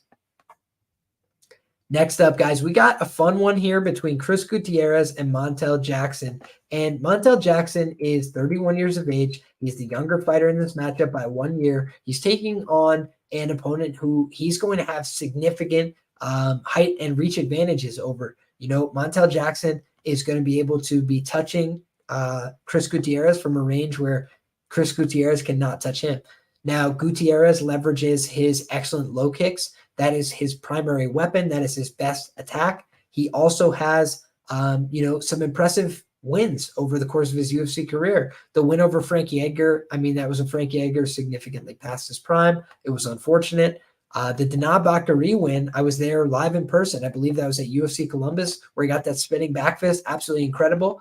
Did cost me my ticket there. And, I thought he probably lost that first round, but he's a guy that's got power. He's got knockout ability, no doubt about it. But I feel like the other wins he got in the UFC, Andre Ewell, I don't really rate that. Losing to Pedro Munoz, I faded him with Pedro Munoz at plus money. That was great. That was awesome. And Cody Durden went to a draw there. That's impressive enough, but Cody Durden's a flyweight. He's a bantamweight. He's going to draw there. He's getting 10-8'd in the first round by, I believe, a short notice UFC debutant in that spot. Beat Vince Morales, a guy who's really struggled with low kicks over the course of his UFC career. Beat Geraldo de Freitas, a guy who did not hang around with the organization. Beat Ryan McDonald, a guy that did not hang around, unfortunately, with the organization. Pretty good fighter, though. Lost to Houndy Barcelos, got finished there. So you look at him overall, his UFC run, he's got a lot of wins, but not that many super impressive wins over guys that matter. He's got 2 split decisions there. He's given up a bunch of takedowns. He went to, that draw with Durden as well. So he's definitely not always cleared a huge margin in his fights. I think Montel Jackson's a problem for him, to tell you the truth. Montel Jackson, he's got the size advantages here, but he's also got power. devastating power, knocked down JP Buys a million times, probably changing his, chin for life. Montel not finishing JP is criminal. I actually bet JP in that spot. JP is a really good back taker. He's really skilled in some of those positions. The problem is he's got the worst chin in MMA. And Montel Jackson kind of just let him, recover a few times in that spot. But JP was also just really doing well at recovering there because he was up a weight class. When he cuts weight, he is not able to take the shots at all. But when he was, dealt this fight, you look at his record in the UFC, 7-2 for Montel Jackson. That's really impressive stuff, guys. 2 losses by decision. It was to Brett Johns and Ricky Simone. 2 guys that are both very proven, that are both winning fighters in the UFC. And Brett Johns, I think he might have even went on to retire. I can't remember. Seems like he's still active based on his resume, but he just had a canceled bout recently. He withdrew from that bout. But overall, he's a guy that he lost to Danny Sabatello, Pedro Munoz, and Aljamain Sterling in his whole career. So Brett Johns, very quality resume. Ricky Simone, another guy he was just in a UFC main event. So very, very, quality losses. Wins in the UFC. Brian Kelleher, Andre Sukmatov, Philipe Kowalkiewicz, that's the shared win between the two. Jesse Schrader, JP Buys. All right, all of those are not so good. But Julio Arce and Hani Yahya, those are both good wins for Montel Jackson to have on his resume, at this stage of the game. The Julio Arce win, I thought was particularly impressive. So for me, Montel Jackson, too much size, too much length, too much punching power, too much ability. And if anybody was to mix it up with wrestling and grappling in this spot, I think it's Montel Jackson. So give me Montel Jackson quick. I think he's going to be too quick for Chris Gutierrez, and I think he's going to get off in the better shots. So give me Montel Jackson to get the job done here. That's the way it goes. Next up, we got Johnny Munoz Jr. taking on Orichi Lang. And Orichi Lang is, a couple months younger here, but both guys are 30 years of age parity here. And you've got a guy with 25 professional fights in the Mongolian murderer, Orichi Lang. That's a scary name, isn't it? And he's 0-3 career to the submission. Not good. But what he is 9-1 career to the knockout. Last fight out, he got knocked out in the first round by Ayman Zahabi. But Ayman Zahabi is a knockout threat at this point in his career. I know that he wasn't always that way, but he has now gone out there and knocked out Draco Rodriguez and Orichi Lang easily in the first round. So I think he's got some power. He had some knockout wins on the Canadian regional scene as well back in the day. So I don't think that it's crazy to say that he's got some power in his hands. He's got some good timing, some natural ability. Shout out to the chat that says Montel has the same size hands as Ngannou. That's extremely impressive. Montel is running a 5 knockdown streak at the minute, 8-inch reach advantage for Montel, all great points. And our guy Easy Picks is going with Montel Jackson, round 2 knockout. So fair play to that.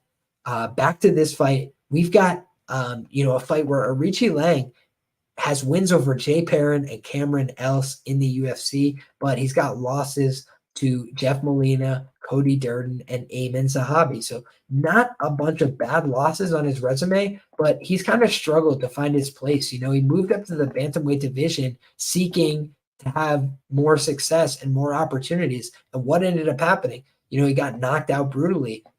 He beat Jay Perrin, and Jay Perrin is not a very high-level guy, but he's 2-1 now in this weight class. So he's not a bad fighter, but he's also a guy that's got a lot to prove. At 2-3 in the UFC, with a finish loss, a knockout loss in the first round in his last fight. That was in June, guys. He's turning around.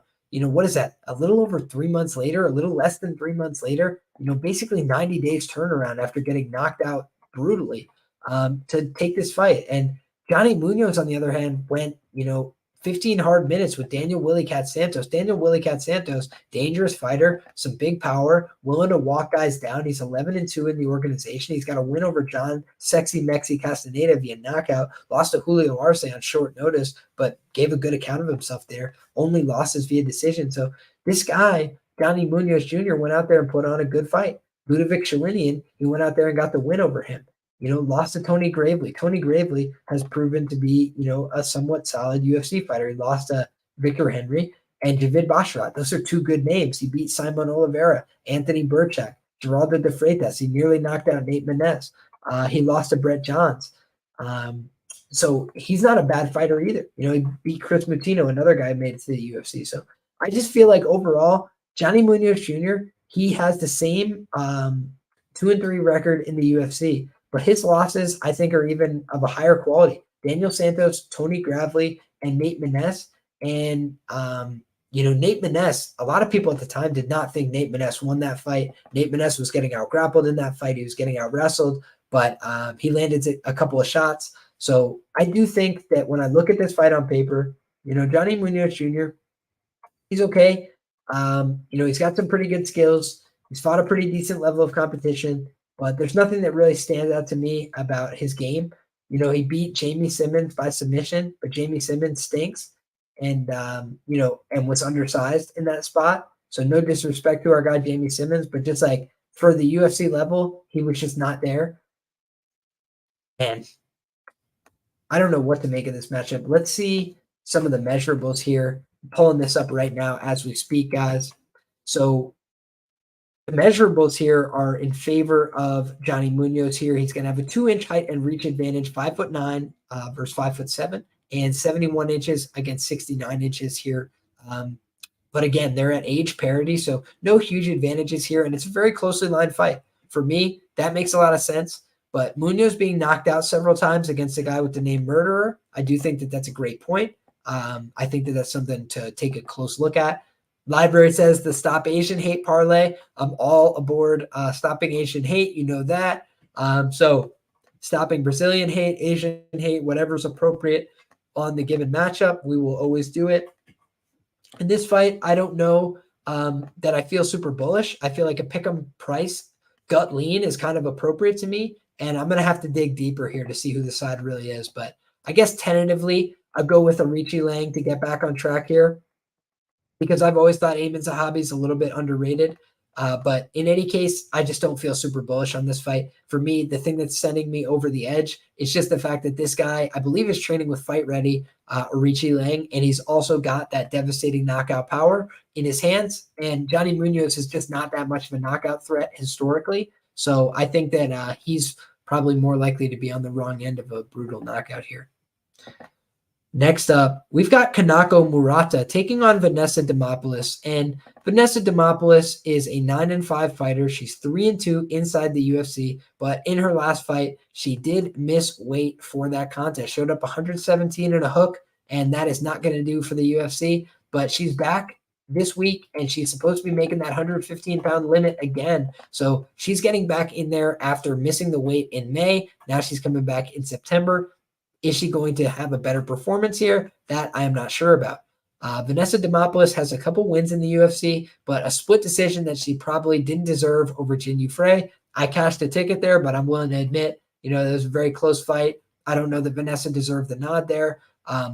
Maria Oliveira, she got the win there. Another low-level girl who struggled to win fights in the UFC. She beat Silvana Gomez Juarez, a girl whose grappling is just not on the level for the UFC.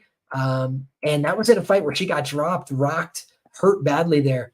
Her face is a magnet for punches. I've always said that in my breakdowns. Look at the Lupita Godinez fight regionally. She got hit, rocked, dropped, bloodied up, just battered all over the place in those fights. And she also got beat up by JJ Aldrich in the UFC, who has a little bit of susceptible grappling at times. So I just think of her as a girl that, she's been beat up in a bunch of fights. She was TKO'd by Caitlin Chukagian back in the day, and y'all that know Caitlin Chukagian know she don't TKO people. So I just think of Vanessa as too hittable, too small, undersized for the division, and she's taking on Kanako Murata here, who is going to be a little bit bigger, going to have a length advantage here.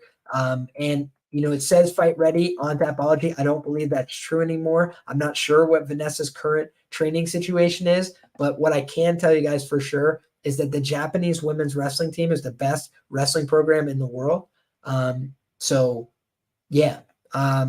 at that and I say to myself, Kanako Murata, she comes from a good base. Her last fight out against Verna Jandiroba, they dealt her from the absolute bottom of the deck. Verna is an elite wrestler and grappler in her own right. So for me, I just think of this fight and I say, I expect Kanako Murata to get the win. She shows a win on her resume over Emily Ducote. That's a high-level win. Win over Angel Magana. That's a UFC level win. That was over in Ryzen. Her only loss prior was to Rin Nakai. And Rin Nakai is another girl that had way more experience than her, and I believe had fought in the UFC as well. So overall, for me, this is just a clear setup fight for Kanako Murata.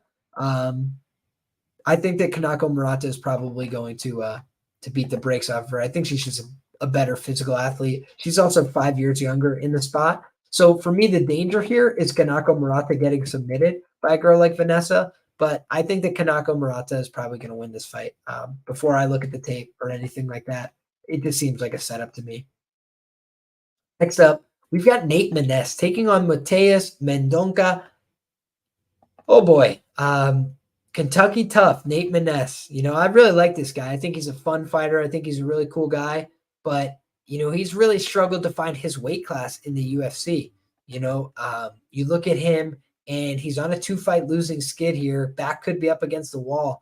But he lost to Umar Nurmagomedov, got dominated there. Lost to Tagir Ulanbekov, got submitted in that fight.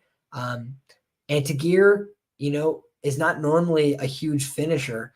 And that was his decision to drop down to 125. He ended up getting finished in that fight. So I think that that's concerning here. Can he put in a better performance in this spot? It's possible, but he's cutting down to 125 again. He's making huge sacrifices to do that. He's taking on a shootbox Diego Lima product who's 24 years of age, who's got, virtual reach parity with him. So what do I think Nate can bring to the table here? He's Kentucky tough. He's very dogged. He wants to fight. He's a game guy. He'll swing in the pocket. He can knock people the hell out. And you look at his resume overall, he's 3-2 in the octagon, right? So he's got a winning record. Finished Luke Sanders, finished Tony Gravely, beat Johnny Munoz. But I could poke holes in all those, which is Luke Sanders beats himself. Johnny Munoz, he probably didn't win that fight. It was very close. Could have went either way. And Tony Gravely, Tony Gravely, I bet on Nate Maness. He was an underdog. I bet on him ITD. I thought I was as good as ripping up the ticket. He got dropped badly in that fight. He broke his jaw, I believe. And he kept fighting through it. He's Kentucky tough. But now at 125, I don't love what I see from Nate, in terms of the physicality. He looks famished. He looks diminished. He looks like he's hurting himself to make the weight. And cutting too much weight is not a benefit. It's a point of diminishing returns. And I think he's at that point of diminishing returns. I don't think, that he should take this fight. I feel like he should be trying to take a fight at 135, feeling good, feeling healthy, feeling bulked up, and seeing what he can make happen. But instead, he's now going to be fighting a guy where, he's going to have the height advantage, but he's basically at similar frame dimensions in terms of the reach. And, he's still a significant underdog in this spot. So I do think that Mendonca is maybe not 100% reliable at a chalk price, but it feels like he's the side here. It feels like he should win this fight. Maness is exactly average, says Library. I think that's fair. He's Kentucky tough. He's got that background. He's fun. He's interesting, but he's really just not a guy that's going to break through as a star. And I know what the UFC is looking for right now. It's Brazilian stars. So I think they'd love if Mendonca could absolutely knock this guy out brutally. And I hate to say that, but that's what I think. DX Flyer says, hi, Liam. Hi, DX. Appreciate you being here. Thank you. And Javid Basharat is the real deal. So losing that fight, no skin off his nose. I think Mendonca gets back on track here and probably does it with a finish. But I'm rooting for our guy, Nate, to at least survive to that decision because he's a nice guy. But don't see it happening. Last but not least, guys, we've got the first fight of the night, the curtain jerker, if you will. So if y'all have questions, comments, or concerns, make sure you start rolling those into the chat right now so that way I could get to those before we get out of here. And to the 52 people rocking with us live, drop that thumbs up if you don't mind. If you have somebody that loves fighting in your life, let them know about the show. Let them know that we have high-level MMA discussions that are fun, that are engaging, and that are trying to put you in a position to succeed ultimately. From the beginning of my process to the end of my process, I try and keep you guys well-informed. And we've got this prelim curtain jerker to break down. So y'all have been with me since the beginning. I appreciate you. If you just tuned in now, welcome aboard. My name's Liam, and I'm about to pick the last fight of the night. Montana De La Rosa, JJ Aldrich. It'll be the first fight of the night next Saturday. And we've got Montana De La Rosa coming into this fight off of a series of losses. She lost to Tatiana Suarez, but I think most people would agree she probably fought a little bit better than they expected. Went out there and defended some positions, forced, her opponent Tatiana to work, forced Tatiana to get her back to the ground, on a couple of exchanges. And that was at 125 pounds. And Tatiana Suarez then went down to 115 pounds, where she's a little bit more physically imposing and naturally suited for the weight class. Sharpest chat in the world. Appreciate you for that, library. Like to say the sharpest chat in the game, but if it's in the world, damn it, we'll take it, because the game is just a small part of the world. And next, we've got the Maycee Barber fight. She lost that one. She got bullied there physically. I thought that was a fight that she could win, honestly, because you look at Montana and she's got some wrestling skills. She's got an ability to grind it out, grit it out, make it close. But she's kind of hit and miss, I would say, over the course of her career. And if a girl can compete with her physically, a Viviane Araújo, a Maycee Barber, a Tatiana Suarez, a Mayra Bueno Silva, and Andrea Lee, she really struggles in those matchups. She has to be able to impose herself physically on her opponent. Enter short notice JJ Aldrich, a girl who's 8-5 inside the octagon, who got a win in her last fight over an overmatched opposition. She lost as a big favorite. Prior to that, she got dominated. If you look back at the Maycee Barber fight, that first round, JJ Aldrich was getting off on a lot of success. But by that second round, Maycee Barber was just dominating her with power, walking her down, throwing her around, beating her up in the clinch, beating her up at distance. And you look at the Sabina Mazo fight, I mean, JJ Aldrich really has no excuse to lose that fight. I feel like at the time, she was a little bit more experienced. She was a little bit more put together. She had already fought Tatiana once. And, she had beaten Polyana Viana, along the way. She had gotten some real wins, but I just feel like you look at her career, split decision win over Courtney Casey. Nice win, but Courtney Casey kind of up and down fighter. Beats Jillian Robertson. That's a good win. Stuff the takedowns there, but Jillian Robertson basically needs the takedowns or she can't win the fight. Vanessa Demopoulos needs the takedowns or she can't win the fight. So she won those fights. And I think of this fight and I say, Hannah probably needs the takedowns to win this fight. She's 8-2, in career fights that end via submission. And I just think of this fight, and I got to do my research and due diligence here. But if Montana is the underdog by a significant degree, which I expect she probably will be, then I'll probably be interested in the Montana side. I've never been a big JJ Aldrich backer. It's just not who I am. It's not how I play. JJ just always seems a little bit suspect to me. She's definitely gotten better over time, no doubt about it. But I just feel like she has susceptibilities, vulnerabilities. She can break mentally. And I think that those are things worth fading at times in women's MMA. So if the price is right, I'll certainly be interested in potentially fading. Want to shout out to the chat now, guys. Easy picks and bets says great stuff per usual, Liam. Thanks for the knowledge. Always got to catch up with the rest later. Good night, everyone. Good night to you, my brother. Thank you so much for being here. And what I can tell you guys is all these content like matchups will be clipped up piece by piece. So if you want to go back and reference one of these matchups that we talked about, one of the breakdowns, they will all be searchable, very easy for you on the channel. In addition to that, if you guys want to re-listen, if you want to watch back, if you missed the beginning of the show, I'm going to go back. I'm going to timestamp the entire video so that way it's easy to navigate around this video. Last but not least, if you guys want to listen to just the audio, you're on the go, you got something else going on, no problem. I make this show available on Rewatch. There's no ads. There's no bullshit, nothing. It's on Spotify. So if you have a normal Spotify premium account or whatever, however you get your podcast, whatever you do, go to Spotify, go to Apple iTunes, all this shit. If it's not on the podcast platform you go to, let me know in the comments below and I'll try and rectify that as well, because I've tried to get it up as many places as possible. But basically, you just search Liam Picks Fights, you'll easily find the show. And I'm trying to make it as easy as possible to access this content. So if there's anything more that I could do to make it easier for you guys to see what I'm talking about, to find the matchups you're looking for, things like that, please go ahead and let me know that in the comments section down below. I would really, really appreciate it. That would mean a lot to me.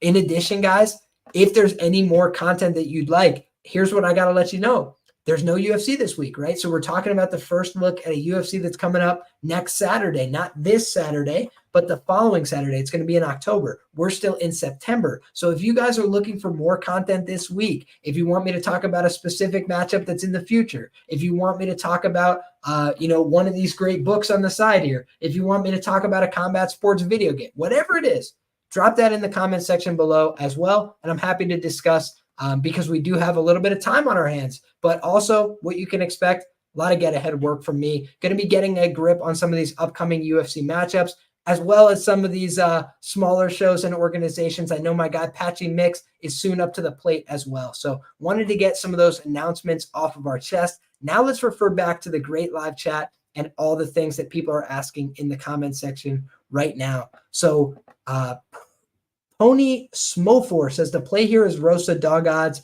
except for short notice Aldrich to look flat, in my opinion. I totally agree with that, brother. Short notice is an important factor to note as well. Understand Boxing, friend of the show, says, what's up, Liam? Appreciate this, brother. It's always my pleasure.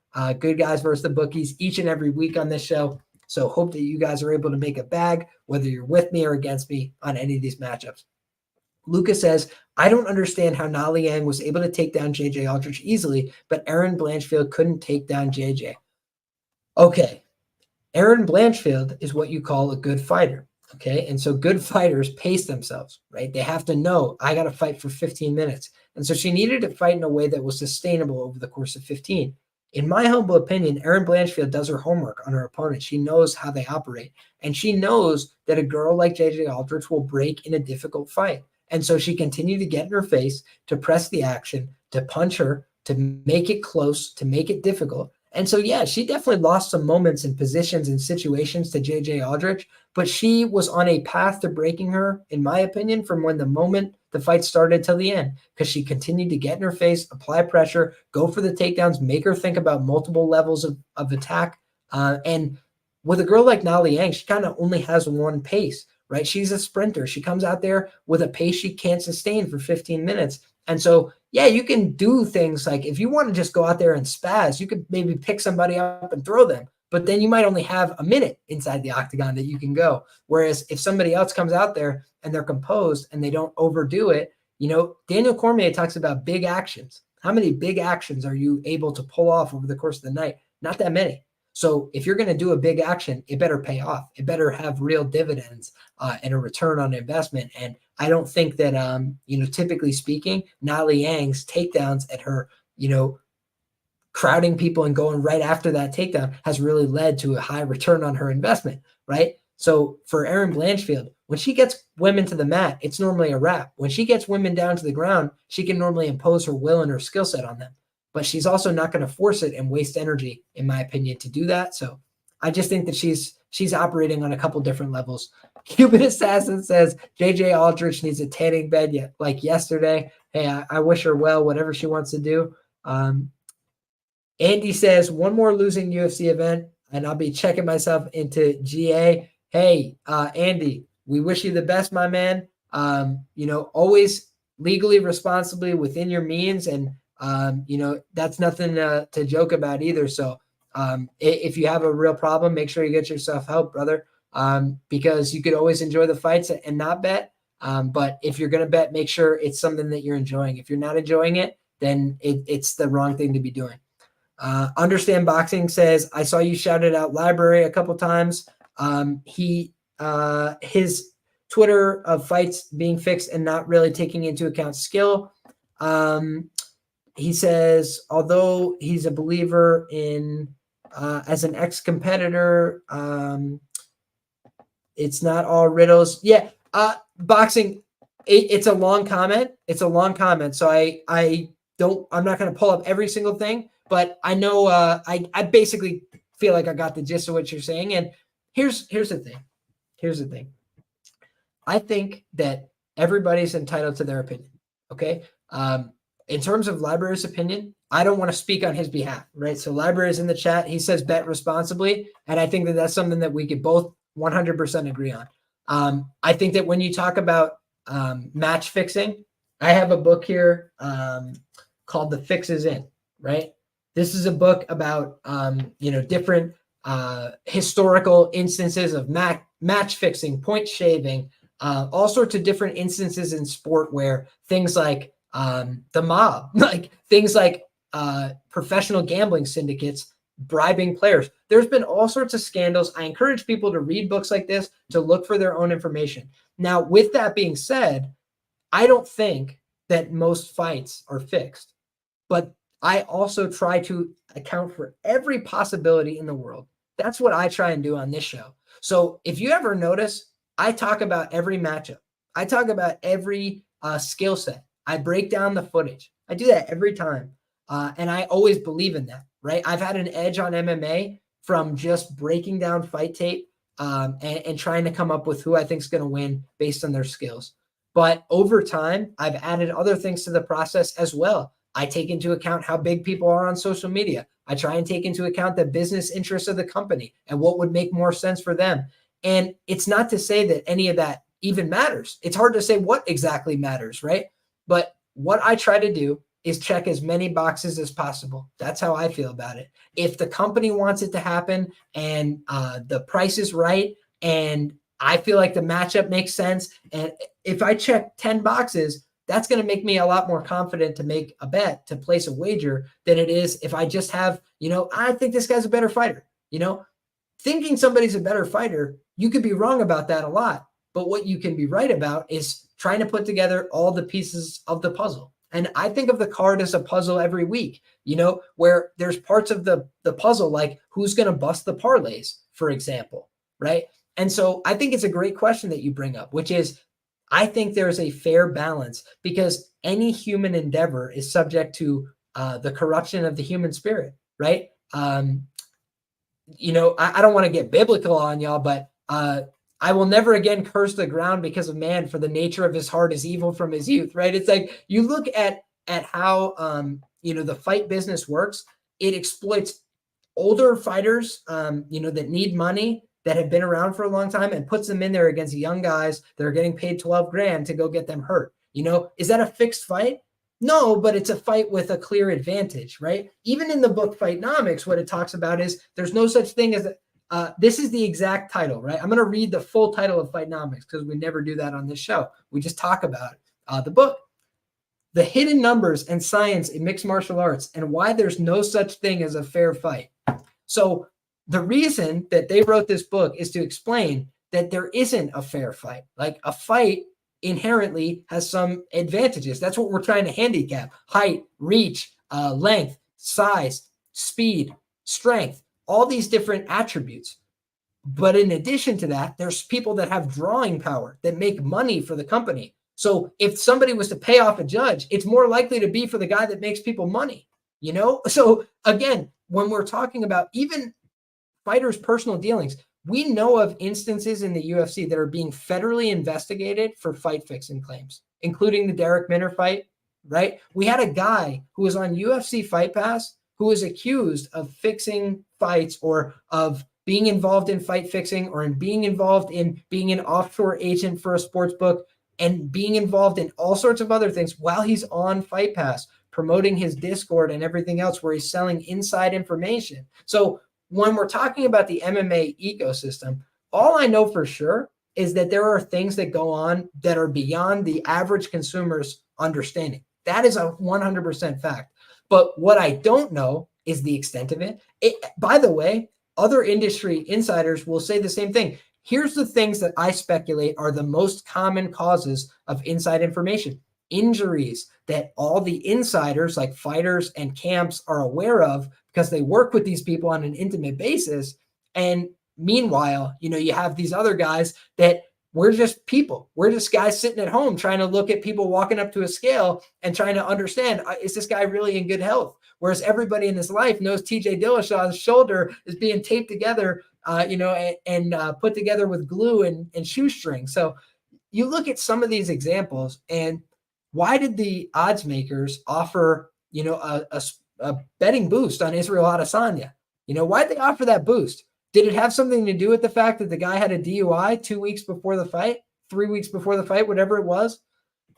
Probably. Yeah, it probably did. You've never met a bookmaker with a part-time job. Why would they offer that big, easy money opportunity for all their customers? Customer acquisition, and because they probably had inside information. They probably knew about that DUI. You know what we didn't know as consumers? That he had that DUI. But they probably knew. They probably knew on the ground. And you know something else? If they didn't know, then what happens is people with that information, like his manager or his coach or his teammate or somebody else, goes to the sports book and they bet. And then the sports book goes, oh, his teammate is betting against him. Maybe he's not preparing for the fight.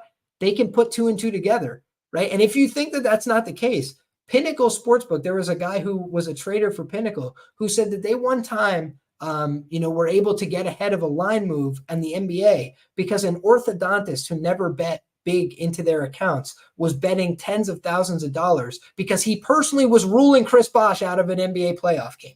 Okay, so when we talk about instances in the market, sports books definitely have inside information. Here's how else we know that they have inside information. They are working with the company. The UFC works with DraftKings. They promote DraftKings on every show. They have DraftKings shows on their networks, on Fight Pass. Their announcers are on DraftKings created content.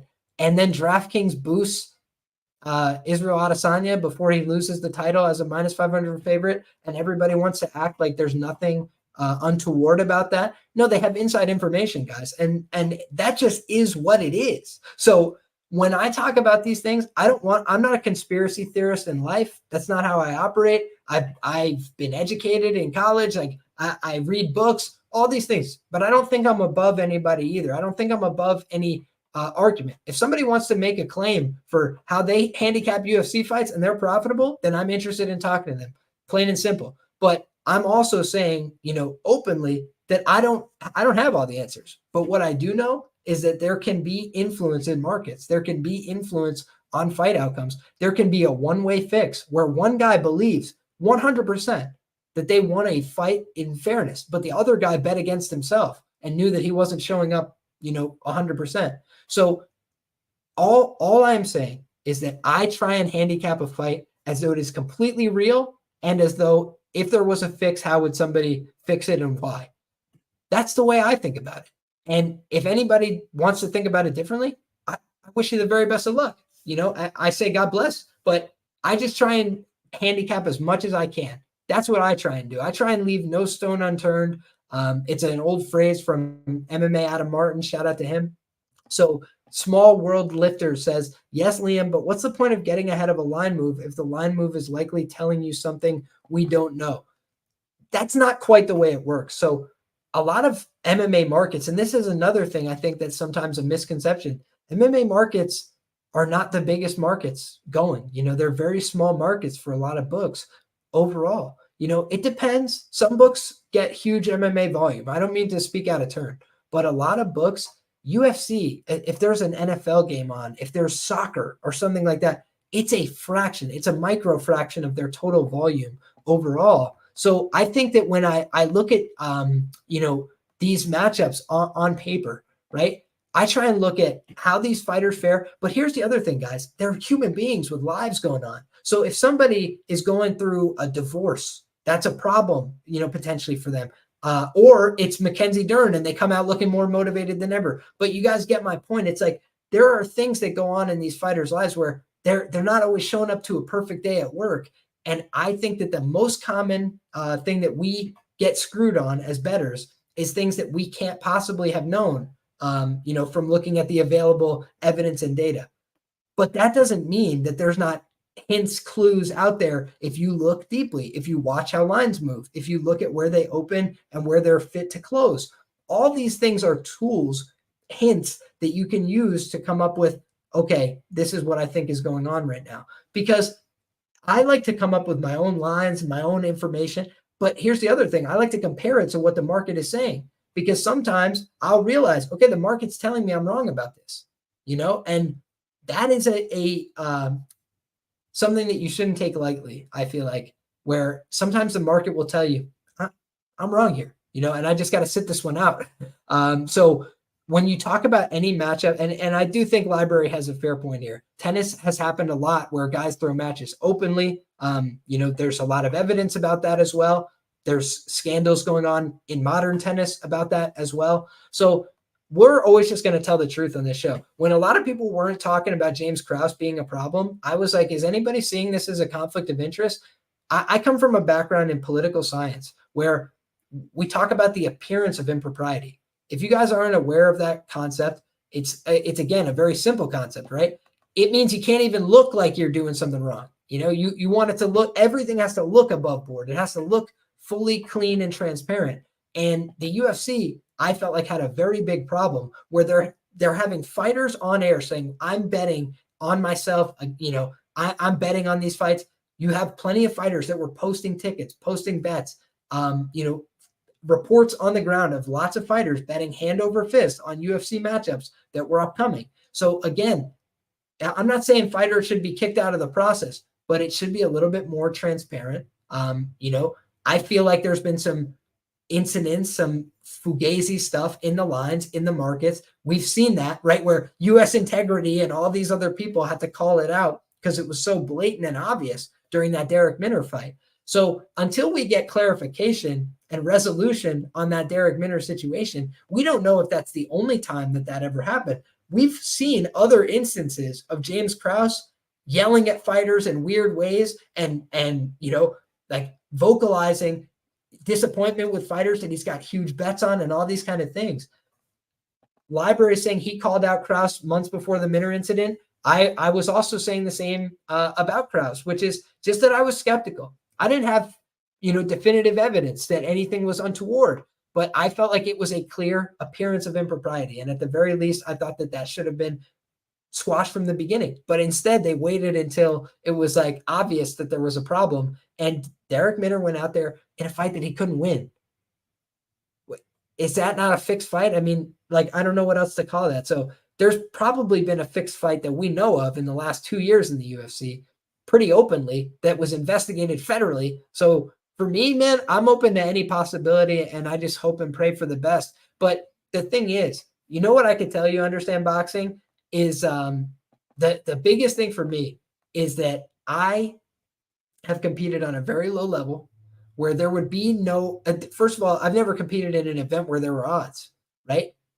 But I'm saying it, if I was, that anybody that is not understanding that there could be a potential conflict of interest when there are odds and it's a one-on-one and you're not making a lot of money. This is the thing that people miss. For NFL players and these kind of guys, most of them that are gambling, from what it appears on the outside, the people that get caught and that get publicized, because that does happen, are gambling for degenerate reasons, like just for fun, like throwing around money on NBA and all this stuff, violating the league's gambling policy or whatever. But when you're looking at how it works in fighting, a lot of them are betting on fighting, betting on teammates, betting on stuff that they have inside information on. And that's not regulated at all. It's like it would be completely illegal in stocks, but it's completely above board in fighting. And I know the UFC now has their policy, and I think that's to save face. I think that's so they don't have to look whatever's going on in the face too. So it's unfortunate, man. But I think that the main influences are judges and refs, says Understand Boxing. And I think that, again, look at people that aren't being paid a lot of money, and you will find the people that are easy marks in the business for impropriety. Because, again, when you don't have a lot of money, it's a lot more tempting to take a bribe, to take a settlement to fix, to take a money to not talk, an NDA. These things exist. So some people said the Patty decision. There's a lot of decisions that are a little bit questionable and go to the house fighter. I don't think that's a surprise. Fights that go to weird no contest and decisions. Kind of like that last one, right? With the weird scoring over the weekend in the title fight. And it'll be forgotten again in 3 days. That's what we do in MMA. But it's just like, no matter what, Jan Blachowicz and Goliath, like how many do we have to go through where it's like, I even could argue for some of these, like, yeah, no, I'll give it the benefit of the doubt. but it's just the number of occurrences over time where you just start to say, there's definitely things that feel untoward. I'll tell you when I felt in my stomach like I was watching a fixed fight, and you guys can tell me you feel differently, and that's fine.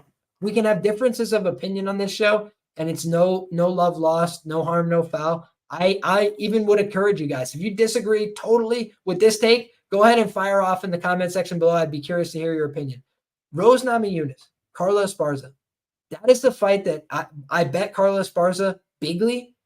Those two women, in my humble opinion, spent 25 minutes trying not to hurt each other, trying not to harm each other, trying not to do any damage. I do not believe there was any damage done in 25 minutes. Imagine you and I, just you, the viewer, how are you? Imagine me and you tried to harm each other for 25 minutes and both of us came out looking like we were daisy fresh. That would be a little bit strange, would it not? It would be a little bit weird if we both went out there to fight for 25 minutes and nothing of substance happened, to the point where it's a fight so forgettable that people will not think that it's fixed. But I think it was, because I think they're friends. And I think that they went out there and just agreed like, yo, we're not going to hurt each other too bad. And we'll see what happens. And they're friendly. They've been friends before. There's pictures of them together in the past. And Carla Esparza got married and had a baby in the not too distant future. Like, that's all that happened in short order after that fight. And I felt like a friend did a favor for a friend. And that's what it looked like to me. So I'll just tell you, that was the night where I was watching and I was like, man, this fight looks fixed as fuck to me. And I just hope they're giving it to Esparza like I think they are, because I watched the market and I watched the fact that sportsbook operators were selling Rose Namajunas like snakes. They were selling her. They were selling her. They were telling you to take her. They were saying, I think that the guy from Superbook, right? Like John Murray, the guy from Superbook, had said at the time, I remember, when I see a fighter is training with Trevor Whitman, it gives me a lot more confidence in that fighter. I always significantly up them in my handicap. That's what he said. Do you know what Trevor Whitman fighters did that night? They stunk up the joint. Good job, John Murray. You snaked them. You got them. Well played, sir. So I just look, and I've seen a lot of examples of it, guys, where people get rug pulled, where they get just absolutely stuck on a favorite. And, this is why, guys, I'm always more hesitant to play the favorites. I'd rather go down on the ship with an underdog and look like a fool than go down with the minus 400, with the minus 500 that never had a chance. And I've seen it before, minus 250 that never had a chance. And so for me, that's always how I think about these things. And we went a little bit in a different direction than I expected on this, but I also just wanted to, make it more interactive. And the chat had a very compelling question. Shout out to my guy, Understand Boxing. But this is the thing. He says, I do know Vegas is involved. My brother, that's the biggest thing. The fight capital of the world is Sin City, Las Vegas, Nevada, right? It's the home of the Nevada State Athletic Commission. Are they known as honest brokers that have always done right by the fighters and really looked out for their interests and challenged the UFC? Fuck no. They are the opposite. They are the rubber stamp. They are the cheerleaders. They are the Dana White celebrators. They don't give a flying shit about enforcing rules or doing anything like that. What they really care about is money. They want more green. They want more Benjamins. That's what they want. They want more dollars in the coffers. The Nevada State Athletic Commission doesn't give a flying shit about the integrity of mixed martial arts. That's my opinion. So there you have it, guys. We went off a little bit. We let some people have it at the end here that probably deserved it. And we just tried to level with you guys. I'm never going to tell my audience anything that I don't think. I'll tell you guys exactly what I think and what I feel. And if you don't like it, that's all right. We can agree to disagree on this channel as well. But I'm just calling it like I see it.